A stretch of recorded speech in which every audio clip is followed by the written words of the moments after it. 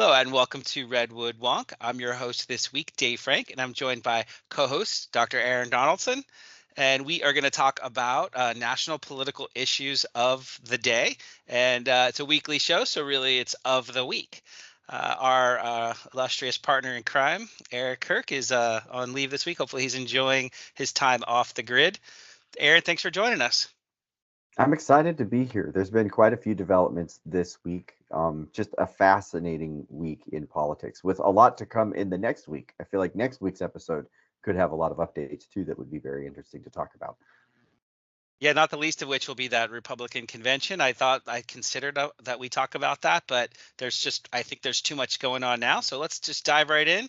Our first topic, I think this one is, front and center for everyone to digest, is President Biden's health concerns and the ongoing discussion surrounding his candidacy. So I'm just going to kick this one off because it's been a really contentious conversation leading up until that infamous debate where it was plain and clear for the whole world to see that there is what appears to be a neurodegenerative condition.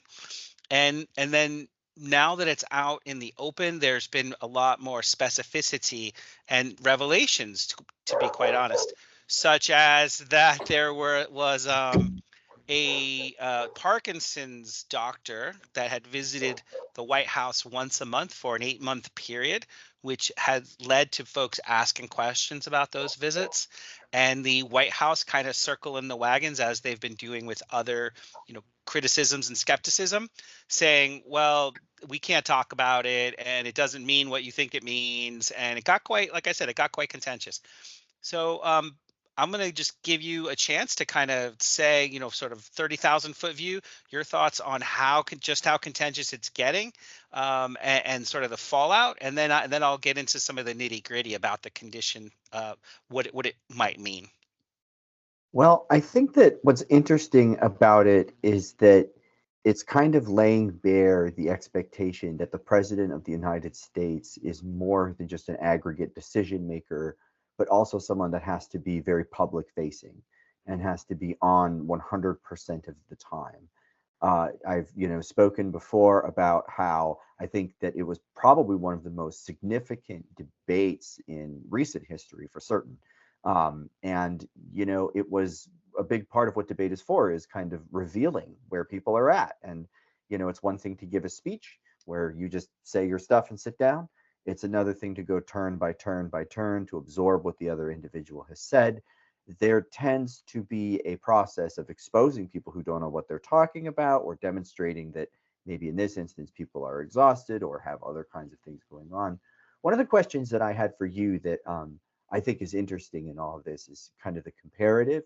Obviously, there's plenty of examples of Donald Trump exhibiting things that I think could be characterized as what's the word I want? Like it kind of getting worse and worse over time. And my question to you is, in the debate with Biden, what was it in particular that you saw that alarmed you? I have like my own answer to this question, but I'm just curious, like, because one of the things that people were pointing out is that you can't really point at any policy mistakes that Biden has made. You can't point at any decisions that he's made that were, clearly a problem. It's like the debate. And so I'm curious, like, what were the traits that stood out to you that made it kind of worrisome? So my take on this is that it burst the bubble of folks like myself who really didn't see it coming, where I thought there was a sort of a right wing conservative hypercriticism that was more of a team building exercise over the last 3 years, where they were just anything Joe Biden did was it was like a pinata. He was a punching bag. Not to say that that's not going on. I think that Right. that is fair to Right, argue right. that it's going Correct, right? on. So I basically deferred, because you asked me personally, right? So I deferred to giving him the benefit of the doubt in most cases, saying, well, I know him, I know where he comes from, I know what he's capable of. But I think in this instance, to get to your point, now I don't think there are very many people who think that they were entirely off base in their assessment of his charisma, of his of his capacity to articulate and parry and defend ideas. So the traditional concept of stepping into the arena to win the battle of ideas, he seemed like he had one arm tied behind his back. And more to the point, it started off at the worst, lowest point. So the room I was in and the communications I was receiving by text throughout, people were disheartened and deflated out of the gate, that they said, wait, something's wrong. Firstly, something's wrong. So one of the conditions, that we'll talk about the medical aspect of it soon, but one of the conditions is that soft voice. Another one was he was standing there, agape with his mouth open, and his head was sunken, and so he looked frail, and sickly. But also, as he was trying to string together coherent thoughts, he was challenged. And in some cases, he just came up. Basically, it was like the balloon in the cartoon, where when you try to think and you see the light bulb just fizzle out. I think that's the impression that he left out of the gate. And for people who might be a little bit more superficial, or a little bit more, black and white, no gray, if you live in a world with no gray, this was a dark moment.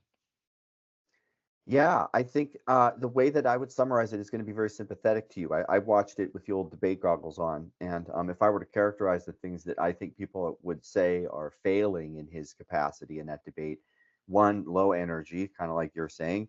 Two, the slack-jawed, open-mouthed look. We'll just call that a lack of poise. That's Poise is very, very important, especially when you're on television. The camera's always looking at you.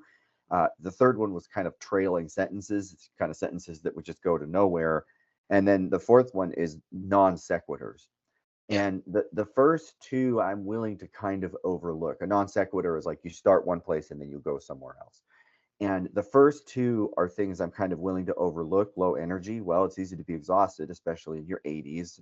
People will make fun of it being after 8 p.m. and all that, but there's truth to that. And if that's who we're electing president, we have to be sympathetic to that. Poise, in my opinion, is obviously very overrated. People's faces make faces, and it's not really indicative of anything in terms of what they know or what they're saying. But the last two sentences that kind of trail off, and then whole non sequiturs, to me, those are like the two things that I think that you could kind of pick on.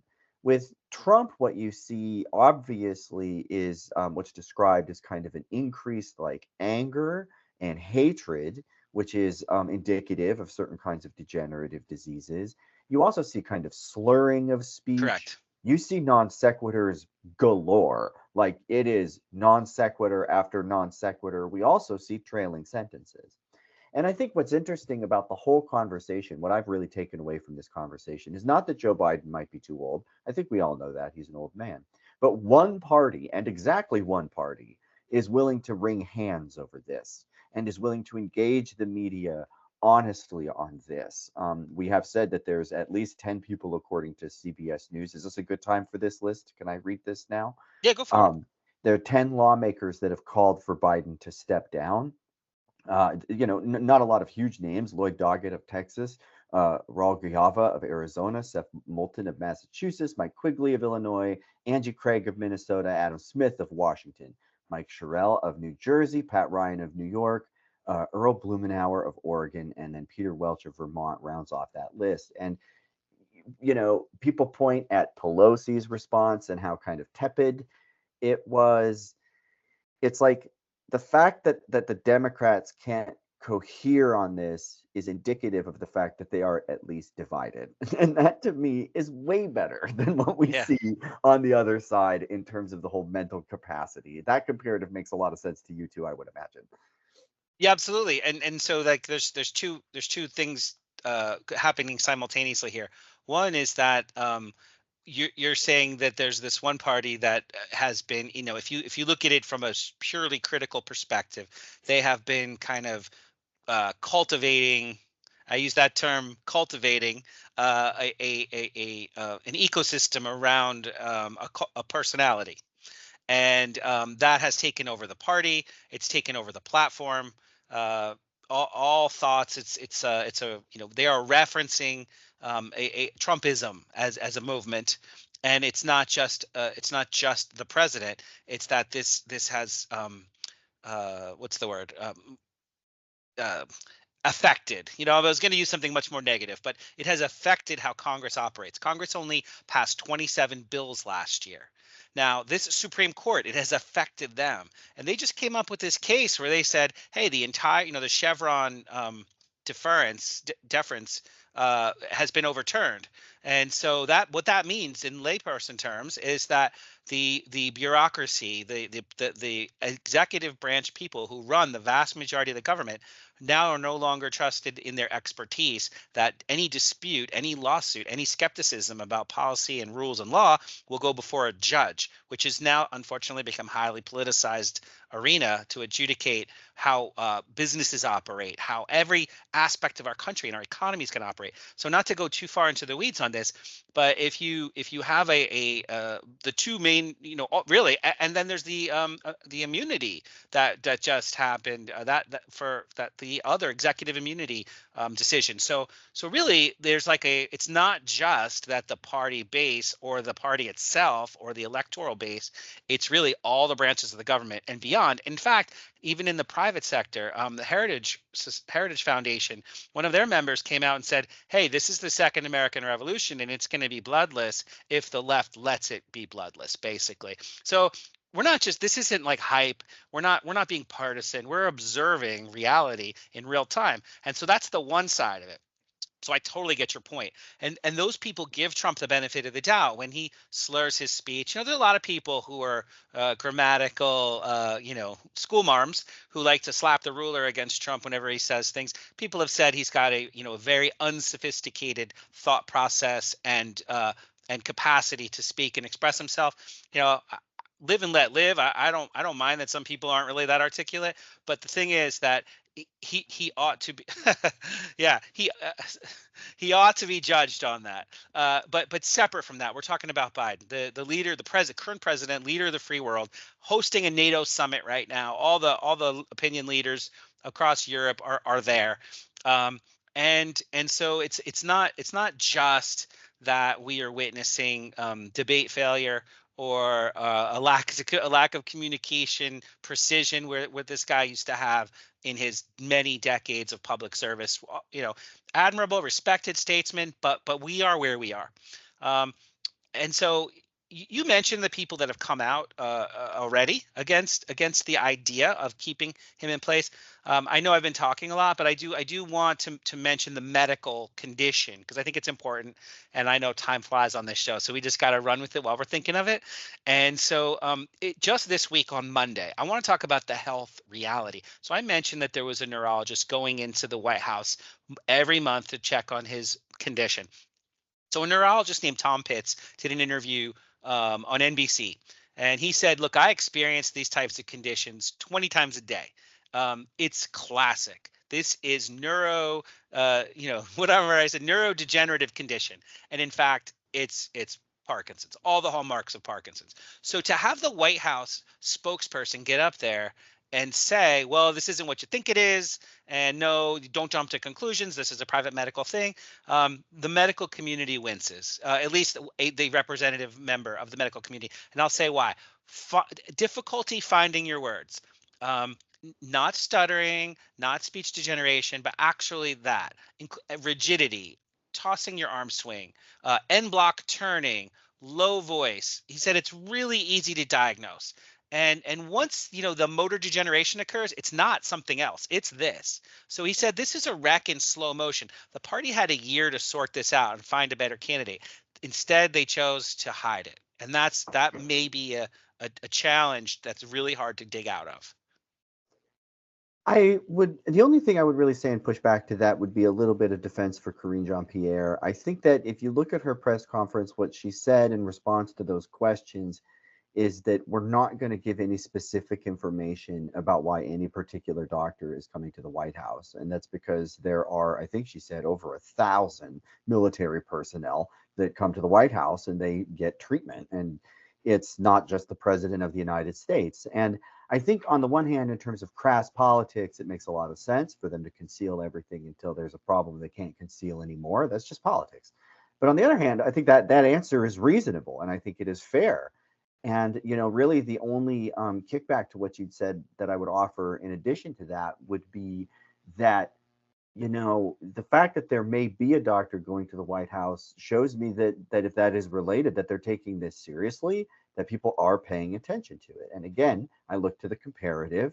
In a similar Hmm. situation with Donald Trump, I'm just not convinced that the right people would be around him to be able to say that he's no longer capable of being president of the United States. Some of us feel like that ship sailed a long time ago, but it is possible that there could be people around Donald Trump that could see, indications of his cognitive decline or incapacity to make decisions or addled judgment or any of that. They will not separate him from his duties in that capacity. And if he were to be, succeeded by a vice president, we don't even know who that is. We still have no idea who that is. At least with Biden, we know it would be Kamala Harris. And I'm very comfortable knowing that it's possible that it could go over to Kamala Harris. So personally, I think what is really shocking about this is how it is exclusively about Biden. And also just an incredible example of the power of debate to set perception and how important it is to be able to deliver on debate night. It's not something that you're capable of until it starts, and it's just a very amazing takeaway, I think. Yeah, I know we hear in just the final seconds here. I'll just say this. I wasn't intending to defame the press secretary or, demean, but I think it's emblematic and opens the window to the idea, to the reality of just that bubble has burst. And Makes they're sense. doing damage control. You had said, hey, they're gonna stick with Biden until they can't in a different show we were on. And this is part of that. You stick with him, you got his back. That's the way things are supposed to be. I agree with you on that. The Mueller report, I wish, covered the oranges, how it started. In the failing New York Times by an anonymous, really an anonymous, gutless coward. They sacrifice every day for the furniture and future of their children. I know words. I had the best words. Yosemite. Voter ID to buy a loaf of bread. The Democrats. Ooh, there was a mosquito. I don't want mosquitoes around me. I'm a very stable genius. Disinfectant, where it knocks it out in a minute, 1 minute. And is there a way we can do something like that by injection? I tested positively toward negative, right? People are flushing toilets 10 times, 15 times, as opposed to once. Turn on the sink, the water comes up. No, get those lights off! Off! Remember the dishwasher, you could press it, boom, there'd be like an explosion. One of the wettest we've ever seen from the standpoint of water. The United States.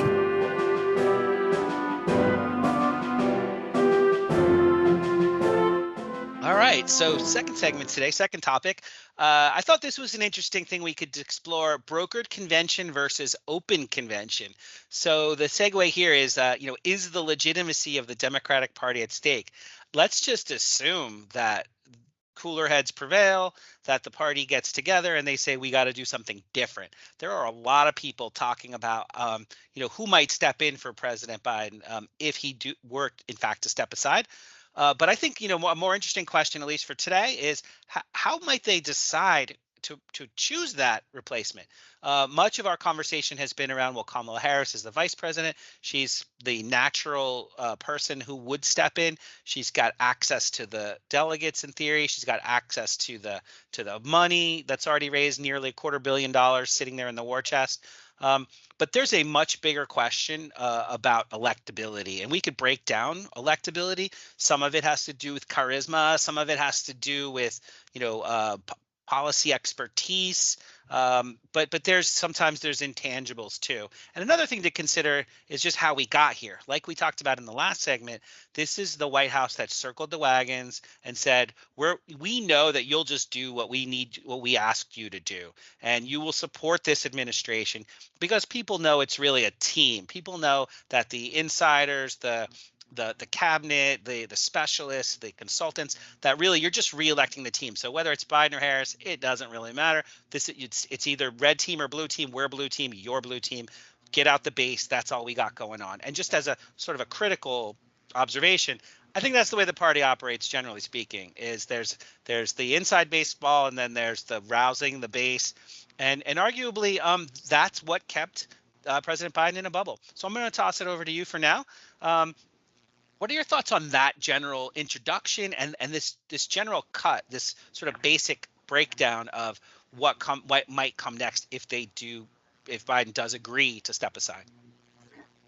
I think that one of the things that's frustrating to me, and I know that a lot of people maybe that listen to this show have a more sophisticated understanding of politics, but one of the things that is frustrating to me is the idea that brokering a convention at this state would be somehow like manipulating the election. The idea that party politics is like this, thing that takes place behind closed doors where the voters don't matter. And it's like, well, yeah, like we're talking about two parties that have a monopoly on the way that the most powerful office on the planet is chosen.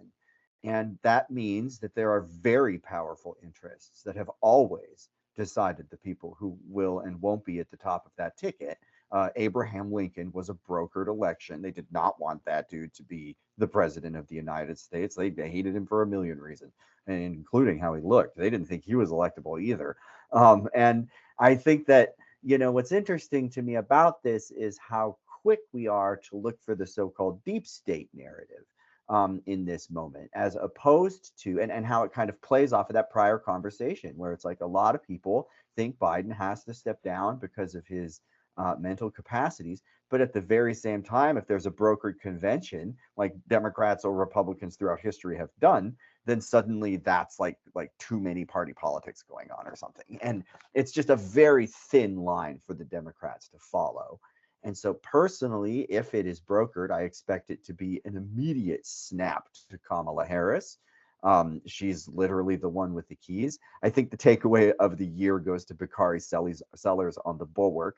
He says, we know for a fact that this will never happen because a white man would have to give the most powerful office in the world to a black woman. And as soon as he says that, it's like, yeah, I just don't know that that's going to happen. Yeah. But I would say that if it were to happen, I think that imagery, I think that narrative would serve a lot of the similar kinds of electable politics that serve Barack Obama really well. And it would give Kamala Harris a bump that Hillary Clinton never had, frankly, even though she was far more qualified, in my opinion. So I don't know. It would be very interesting to see. I don't think it will happen. But I'm curious kind of what your thoughts are. Are the people that you talk to suspicious of a brokered convention, or do they see it as like the best way to solve the problem that we brought up in the prior segment? So I, to be honest, let's look at it this way. One of the people, Congressmember Smith, who you mentioned, has already come out in favor of Biden stepping down and supporting a change. He came out and said that, hey, look, we all saw what happened in 2016 when Bernie Sanders was the presumptive nominee after I'm going to winning call it. it business as usual. It's Yeah. business as usual. Yeah, but Sorry. this is the first time I've ever heard somebody, a sitting elected official, say, we all know what we did. We decided that every other candidate was going to step down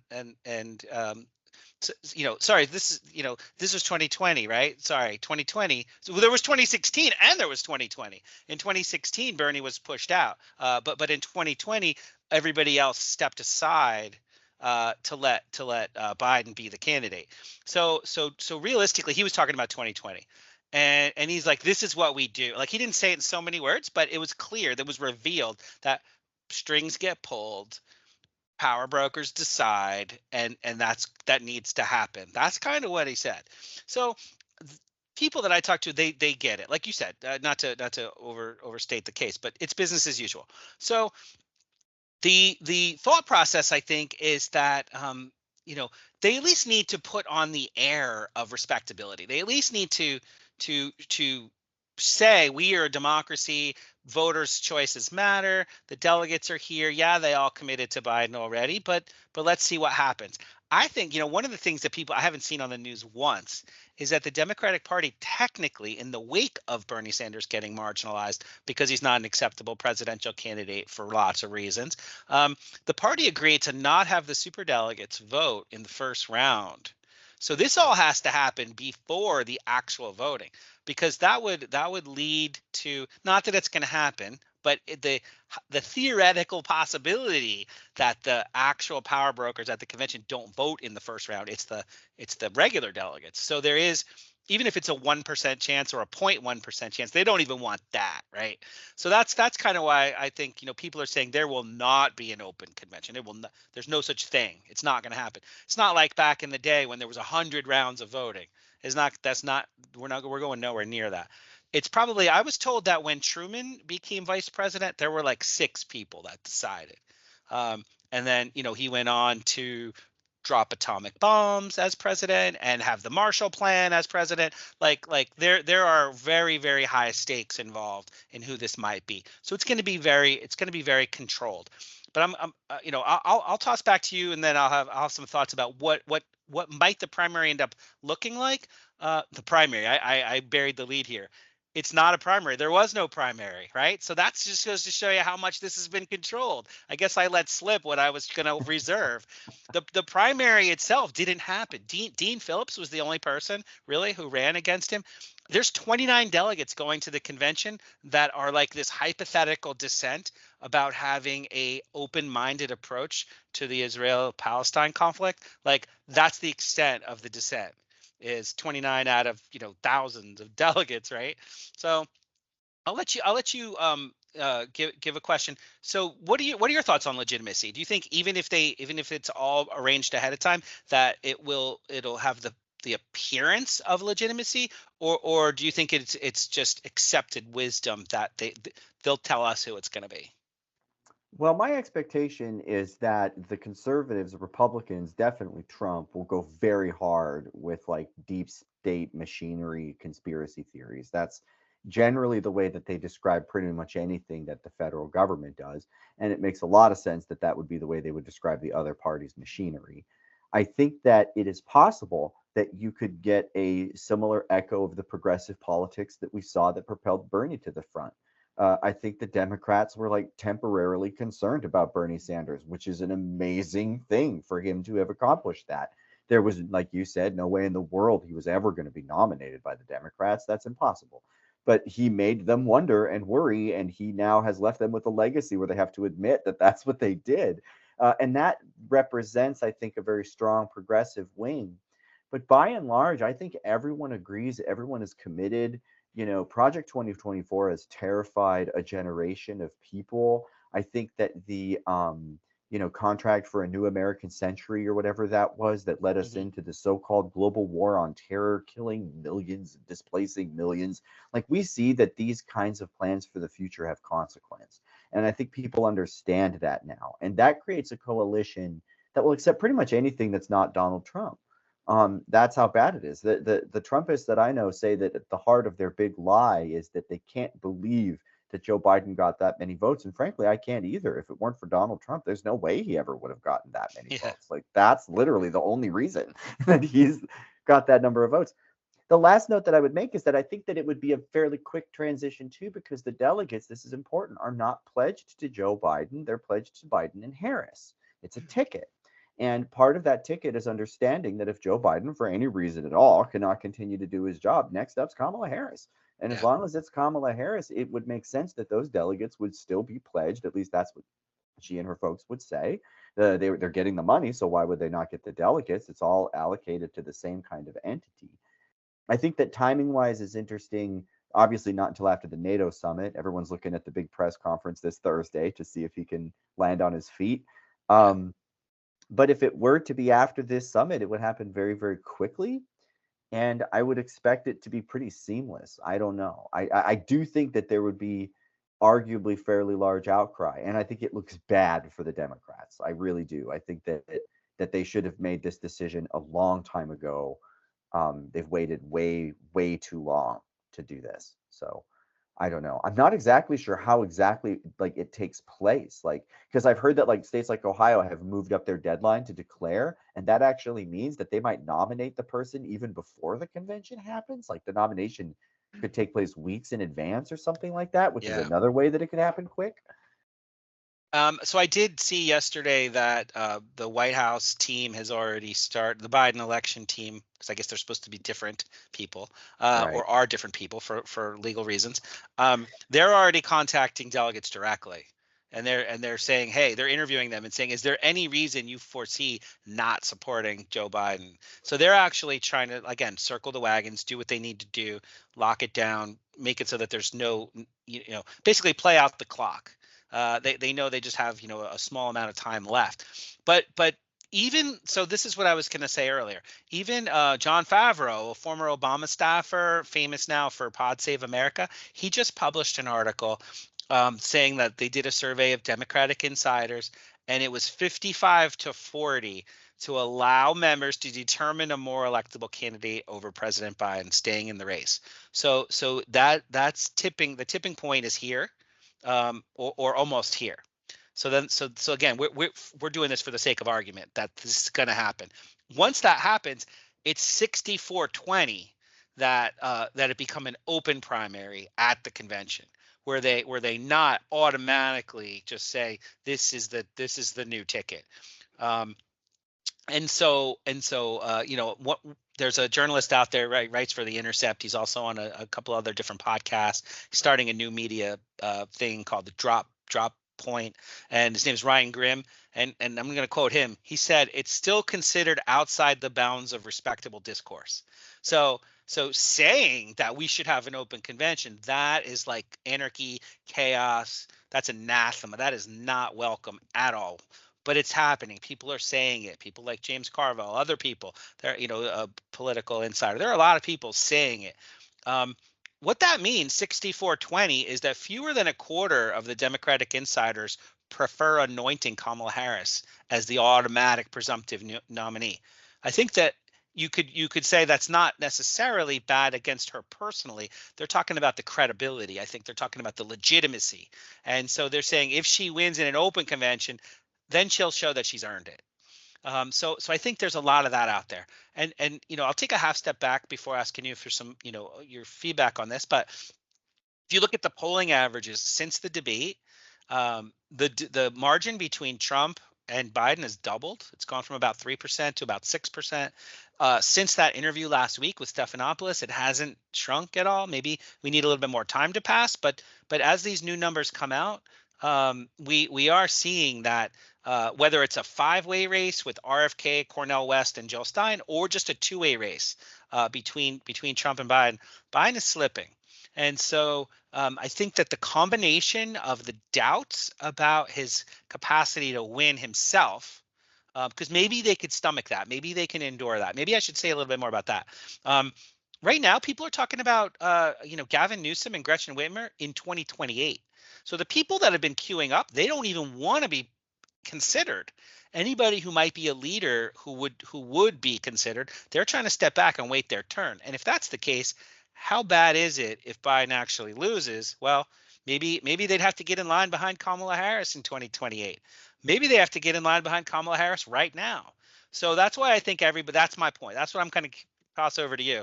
Do you think that it's like either we keep Biden Harris, or there's very few people interested at this stage of the game? I don't know that there's a lot of big names ready to step up right away. I do think Gavin Newsom is probably one of the most famous ones. I call him Little Baby Biden. And I think that if Kamala Harris is the ticket, having two folks from California is a non-starter. Correct. And so it's got to be one or the other. They're kind of mutually exclusive in that capacity. I think that the optics of an open convention, on the one hand, there's a great take that's like it sucks all the media air away from Trump. It would arguably be one of the most interesting news lines until the convention, because there'd just be so many people to cover, so many different conversations happening. So on the one hand, it could pull all of the air away from Donald Trump. I think what they're worried about is everyone just beating up on each other and no one emerging clean at the end, as opposed to having just a full, sail full of wind pushing from July or August until then. I think that is probably preferable. And I think that they could make the argument that, Kamala Harris hasn't like earned it in that she hasn't been the nominee, but she won the presidential ticket as a vice presidential candidate. So she's earned it as a party individual. I mean, there's no other way to earn it more than actually being the vice president of the United States in my mind. So she's got a good case. What we are seeing here is an extraordinary breach of not just the trust and the stature of the Supreme Court, but we are seeing a fundamental challenge to our democracy. Samuel Alito has identified himself with the same people who raided the Capitol on January 6th and is now going to be presiding over court cases that have deep implications over the participants of that rally.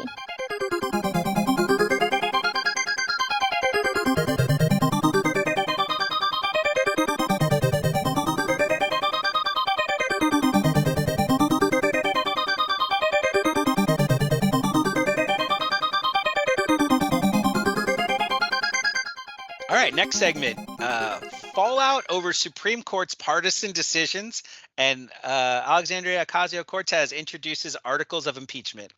I thought this was a really interesting topic for us to hit on this week because the wave of Supreme Court decisions that embolden the executive, that undermine the legislative state, that seem to be trending in a direction that is bold and arguably radical, but also that is somewhat beholden or at least respectful to this second revolution that the Heritage Foundation spokesperson mentioned, and also the fact that all 6 of these conservative justices are members of the Federalist Society known to have a bit of an agenda.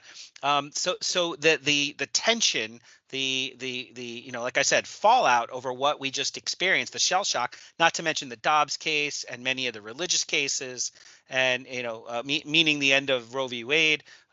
That whole cultural warfare that the Supreme Court seems to be engaged in, the response to that with AOC actually introducing real articles of impeachment. So even though these articles have zero chance or near zero chance of passage, there's a purpose. And so that's kind of what I wanted to bounce off you, because I appreciate your insights on these things. Plus the fact that this majority, if Trump gets elected, it could end up being Trump could, as president, he could end up appointing 3 more appointments, up to 3 more. So that would, people are already talking about this court having a generation of change to America's trajectory. Who knows what that might even look like for the future. So the reason I mention this is because Democrats are saying that their party has to make the case against the conservative justices in the court of public opinion, basically.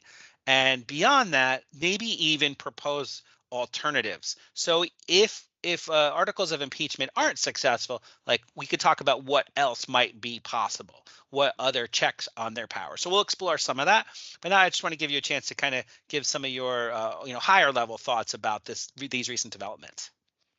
Well, the first thing I want to do is ask you a question, because it was a long time ago that I was on this show, and you said that the Supreme Court was basically going to gut the administrative state. I remember you saying that it was something that was coming, and it sent a chill right through me, because I'm like, that sounds like something they might do. And then Chevron happened. And I'm like, David Frank on Redwood Wonk said this was going to happen. And my question to you is, how did you know that? And how did you see that coming? Was it really that predictable? Because I knew that they were going to come down hard conservative on a whole bunch of things. But the Chevron decision and the immunity decision, just the breadth of both of those, it's really breathtaking. And I'm curious, how you saw that coming. So two things. One is that there was a coverage of Justice Kavanaugh, and it was talking about his experience with his mother as a child. His mother was working for the Reagan court, and he was, really upset that his mom was upset about something to do with Chevron and basically other elements of power. And he during his formative years, he basically made a commitment that, hey, I'm going to go to law school, and I'm going to make sure that the future of the country is the way that my side wants it to be. I don't like what was done to my mother. Now the technicalities of Chevron, people, we're not talking about the legal principles, and we're not talking about the specifics of the case, but we're talking about the culture war.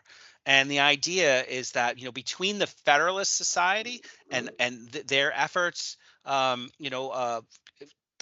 lack of, not to overgeneralize about this at all, but Leonard Leo has given tens of millions of dollars, and funded more than half of the groups that support Project 2025 have received funding from Leonard Leo's dark money network. So we can get into the nitty gritty, but both as a social movement and as a legal movement, this was where, and finally we'll say Steve Bannon. Steve Bannon said many times, we want to dismantle the administrative state, and they've exported those thoughts around the world, that there's these forces that they need to combat. So that combination of things led me to believe this court was ripe for this type of change. Norm Eisen is a former ethics administrator for the White House. He worked for Obama. I think he worked for W as well.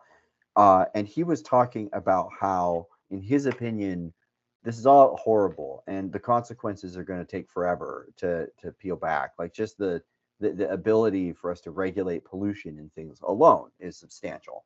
But what it does do, if there's a silver lining, it's that it puts Supreme Court reform front and center.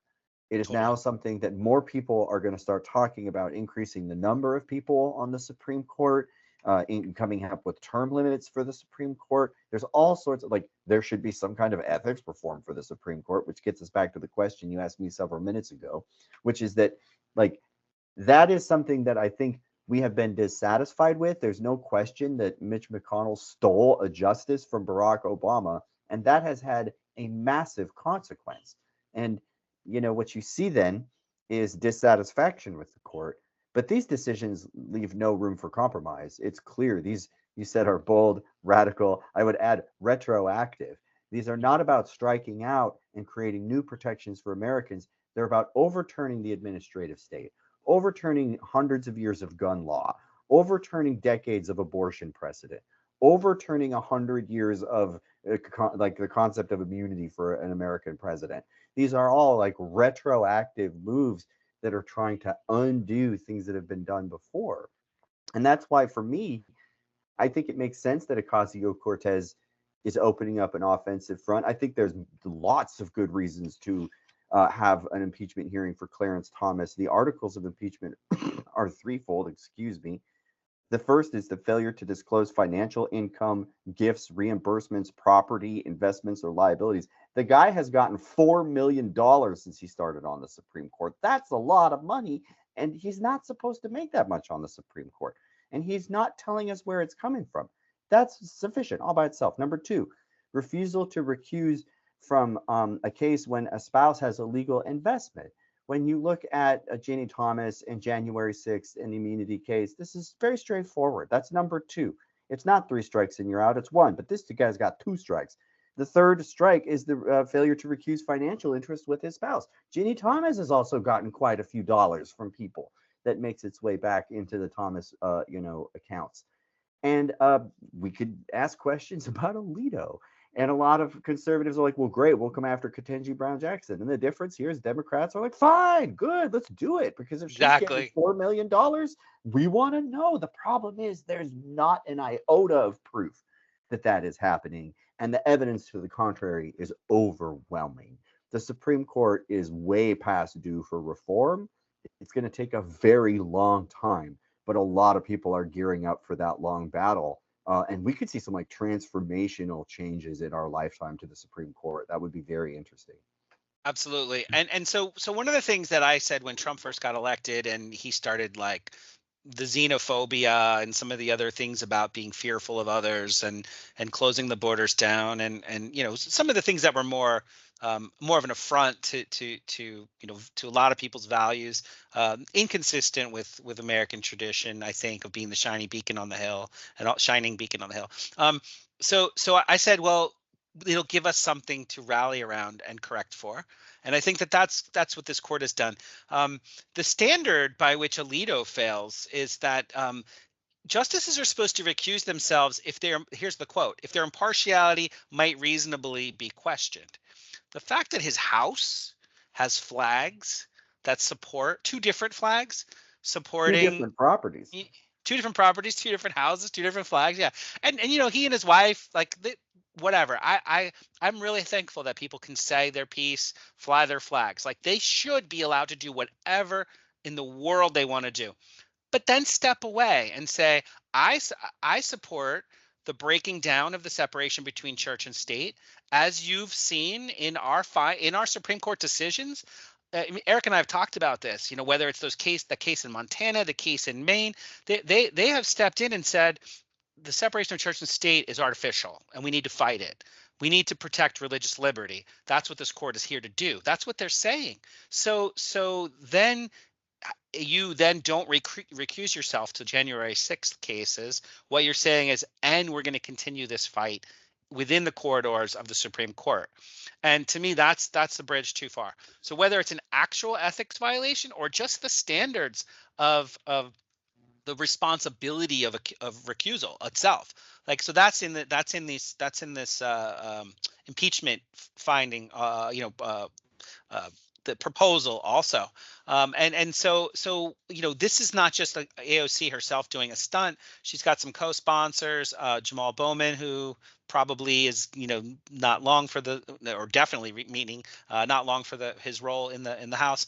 Jasmine Crockett of Texas, Maxwell Frost of Florida. I don't know if you know Maxwell Frost. He's the youngest person, I think, in the House right now. He's very articulate. He's very, I think we'll see a lot more of him. Barbara Lee, our own Barbara Lee of California, Ilhan Omar, Minnesota, Zelaya Ramirez of Illinois, Rashida Tlaib of Michigan, and Bonnie Watson Coleman of New Jersey. So it's a small group of folks, but it's a contingent of people that are saying we need to pay attention to this. And so you had mentioned term limits. I know these segments go so fast, but I want to throw out there that I did look into legal scholar Kermit Roosevelt III. He basically said Democrats have won 5 out of the last 8 elections.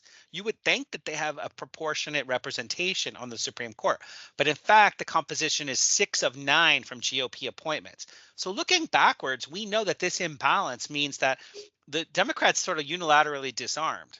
And Republicans have been fighting this for a long time. We're talking about 8 presidencies that they've been in queue in this exact fight that we all just became aware of in the last few weeks, or week or two, right? So what he says is there's 2 problems. One is structural, and meaning that I'm basically paraphrasing him now exclusively. These are not my ideas. Not my original ideas. The court composition is not rational. The way we staff the Supreme Court does not work. The solution: term limits. So he describes what that might look like, but basically each president gets 2 appointments per term. Justices are active service for 18 years. Then they rotate into something like senior status, typical of other Supreme Courts around the world. There is no other advanced democracy in the world with lifetime tenure. They've all looked at our system and said, we need to do better, and they've done better. Also, no other U.S. states no U.S. states at all have lifetime tenure. So he says that's one thing. And I'm going to ask your feedback on that in a second. I'm just going to toss you one more thing. He says problem 2 is this attack on the constitutional government itself. And that's the immediate threat. SCOTUS, the Supreme Court, is reshaping the constitutional structure itself. They've chosen to tear out the bureaucracy, which gives us stability. They've empowered the president, which lets the president do what it wants, enables the president's agenda. And the solution to this is court expansion to restore balance to what it would have been in a rational system. So what do you think about that type of approach to maybe after the election, maybe as part of the election? The latter note is really important about when you look at the way the official duties part of the immunity case breaks down. The Supreme Court gets to decide if the president is doing official duties or not, which means if you're a Democrat, it's possible that a conservative court just doesn't think your duties are that official. But if you're a Republican, suddenly it's all official duties. Isn't that weird how the Constitution can bend like that? Like, they are not supposed to be the arbiter of that. That's why the Constitution in theory says nobody's above the law. The prior idea about, why term limits are so important, that policy in particular, I think is incredible. I'm a big fan of it. It guarantees in a two-party system, in theory, if you're elected, you get to appoint people to the Supreme Court. That's part of how that should work, as opposed to the gamespersonship and the brinkspersonship that we see in the Senate under people like Mitch McConnell. And frankly, I and a bunch of other people think that thanks to that legacy, Democrats should play ball the same way if they're in control in the Senate, and that's not nice, but that's how we play now. So if you had term limits, that would totally eradicate that.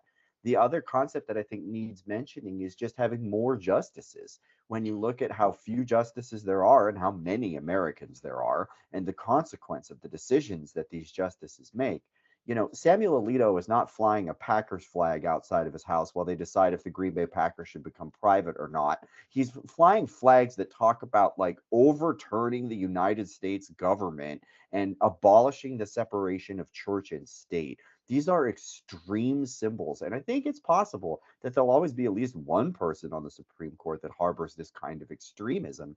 But if you have more justices, you dilute their potential to do that kind of harm.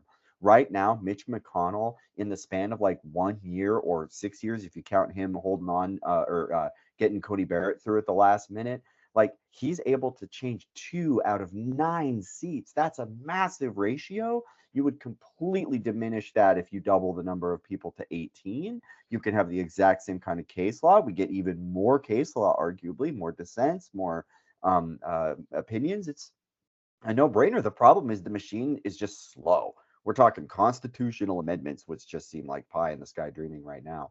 It would take like Democrat majority because there's no way the conservatives or Republicans are going to give an inch on this ever. Well, especially because they feel like they just won the war here. Now they're Literally. just waiting to reap the rewards. It's always the end of the game of Monopoly where you're like, can we just split the money? It's like, no, absolutely not. I've won all of the money. This is mine. Eeny, meeny, chili, beany. The spirits are about to speak. Are they friendly spirits? Friendly? Just listen. All right, Aaron, predictions. What do you got for us this week?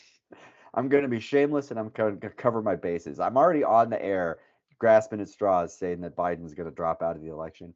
So my prediction now is going to be that Biden is not going to drop out of the election. And that way, no matter what happens, I'm going to be right. But honestly, just based on what I've seen from them, I think the guy's all in. I think it's possible he might step down sometime in the first year. But if he does it next week, I'm going to be shocked. I'm not getting any of those inklings at this point. So that's my lame prediction. No matter what, I'm right. That's how I play here on Redwood Wonk. How about you? Well, that was my prediction last week. So I think that circling the wagons is the higher probability event, despite all the what we're seeing.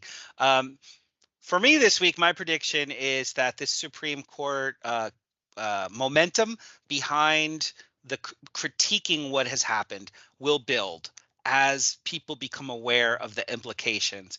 And as we are reminded that President Trump's immunity, notice I said President Trump's immunity is impacted by the fact that, he will not be held accountable for things happening in the past at the federal level.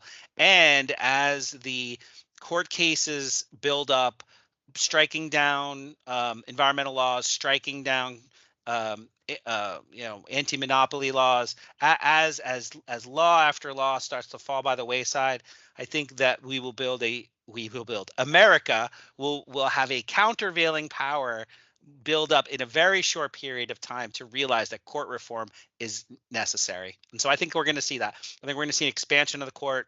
And in fact, I think it might actually break down where Supreme Court, there's maybe multiple Supreme Courts for the different federal districts. I think that's a part 2.